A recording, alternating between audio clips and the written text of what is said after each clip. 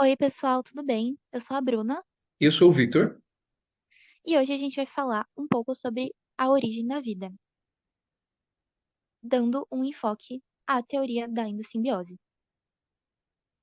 Endossimbiose.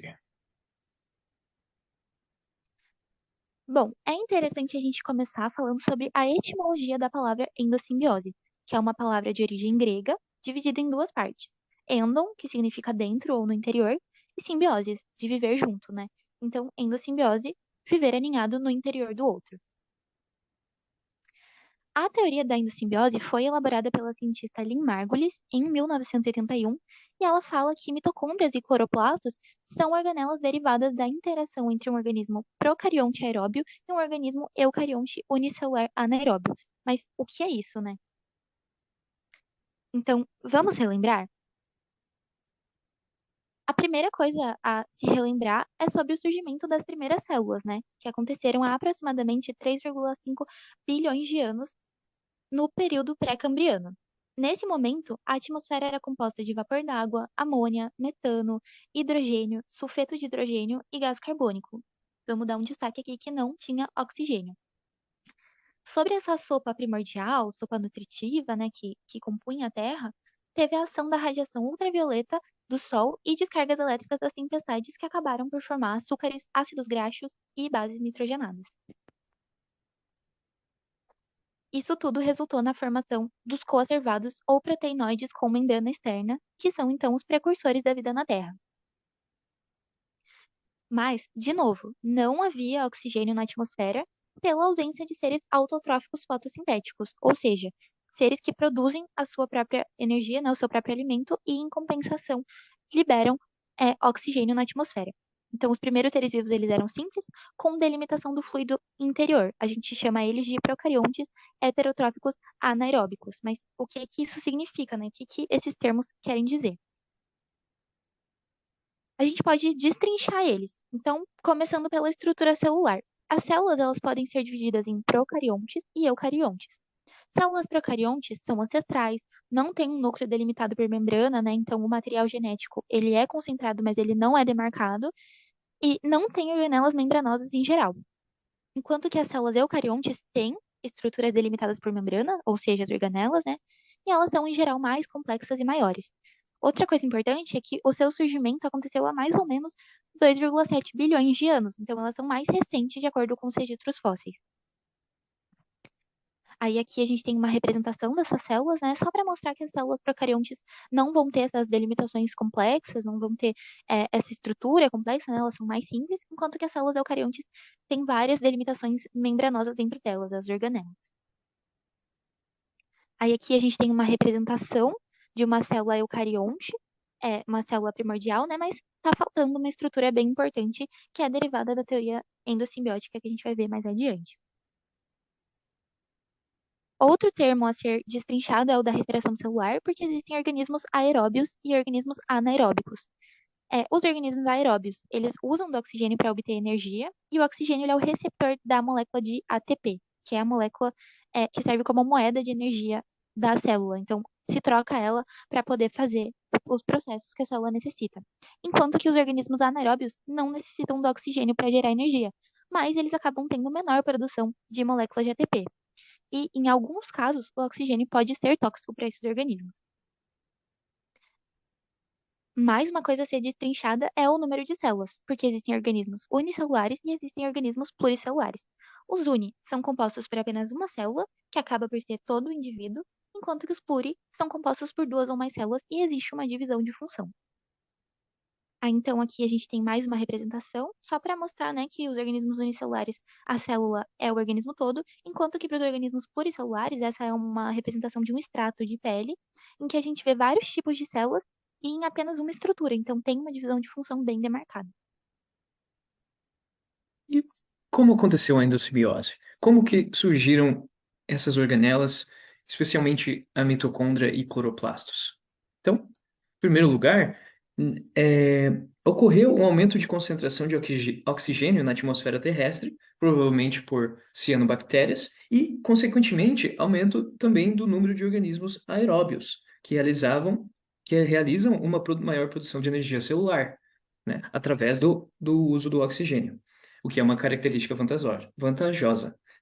Isso também causou o aumento em tamanho de organismos procariontes e diminuindo a superfície, área e volume, e aumentando o volume, né? O que dificultou o equilíbrio entre o ganho e consumo de nutrientes.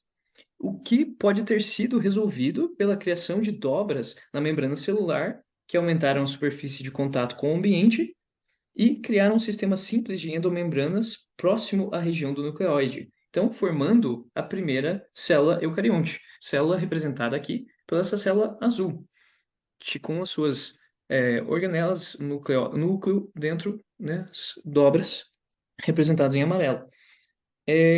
Essa célula eucarionte engolfou outra célula num processo de digestão, num processo que seria digestivo. Então, a célula eucarionte anaeróbica englobou essa célula procarionte aeróbica num processo de fagocitose que, na verdade, não funcionou, não resultou em digestão. Resultou, sim, na endossimbiose, porque não ocorreu a quebra da membrana externa do organismo procarionte. Que agora, então, essa célula tem uma vantagem na produção de ATP através do consumo de oxigênio da célula procarionte que está dentro de si. Então, resumidamente, o organismo procarionte foi englobado por um organismo eucarionte anaeróbico, o que resultou numa o que deveria resultar numa digestão resultou, na verdade, na vida em simbiose. Então, agora que a gente já sabe como aconteceu essa teoria da endossimbiose, a gente pode falar mais sobre essas organelas que são derivadas da teoria. Primeiro, organelas são estruturas membranosas no citoplasma de células eucariontes que funcionam como pequenos órgãos, exercendo funções que permitem o funcionamento e a manutenção das células em uma maior escala de todo o indivíduo, porque o indivíduo sendo composto de células, né, depende do seu bom funcionamento para que ocorram todos os processamentos necessários. Então, na teoria da endossimbiose, se fala especialmente das organelas mitocôndria e cloroplasto. E aqui a gente vai falar um pouco mais sobre as mitocôndrias e cloroplastos, que são organelas com duas membranas, uma externa e uma interna, um espaço entre as membranas e DNA próprio, ou seja, elas têm a capacidade de se autoduplicar através do DNA próprio e seus ribossomos. Aqui na esquerda, a gente vê a representação de uma mitocôndria com a sua membrana, sua dupla membrana e suas intermembranas e o DNA fluindo em seu meio. Na direita, a gente tem uma representação do cloroplasto com sua dupla membrana e os DNA fluindo em seu meio. Então, as mitocôndrias são organelas com cristas que aumentam sua superfície interna e isso garante a respiração celular, ou seja, a produção de energia para a célula através da oxidação de moléculas orgânicas e a produção de moléculas de adenosina trifosfato, ou seja, o ATP, que é a molécula energética das células. Os cloroplastos são organelas presentes apenas em células vegetais, ricas em clorofila, que é um pigmento de cor verde, e apresentam uma estrutura complexa com um fluido chamado de estroma, com um sistema de membranas que formam sacos denominados tilacoides, e são associados principalmente ao processo de fotossíntese, ou seja, de produção de matéria orgânica, por exemplo, os carboidratos nos indivíduos. Então, as organelas hoje não seriam capazes de viver fora de uma célula, pois elas estão completamente ligadas ao interno da célula, ou seja, são obrigatoriamente endossimbióticas. Nós trouxemos aqui também exercícios de fixação para auxiliar na fixação desse conteúdo. Então, a gente vai explicar um pouco desses exercícios para facilitar essa compreensão. O primeiro exercício foi disponível no Enem 2016. Diz assim: companheira viajante, suavemente revelada, bem no interior de nossas células, uma clandestina e estranha alma existe. Silenciosamente, ela trama e aparece cumprindo seus afazeres domésticos cotidianos, descobrindo seu nicho especial em nossa fogosa cozinha metabólica, mantendo a entropia em apuros, em ciclos variáveis noturnos e diurnos. Contudo, raramente elas nos acende, apesar de sua fornalha consumi-la. Sua origem microbiana, supomos. Julga-se adaptada às células eucariontes, considerando-se como escrava, uma serva a serviço de nossa verdadeira evolução. E esse texto poético descreve uma organela celular, né? Qual seria então essa organela celular descrita de forma poética? Podemos ver aqui uns destaques no texto que nos ajudam a responder. No interior de nossas células, fogosa cozinha metabólica, sua origem microbiana, julga-se adaptada às células eucariontes, a serviço de nossa verdadeira evolução.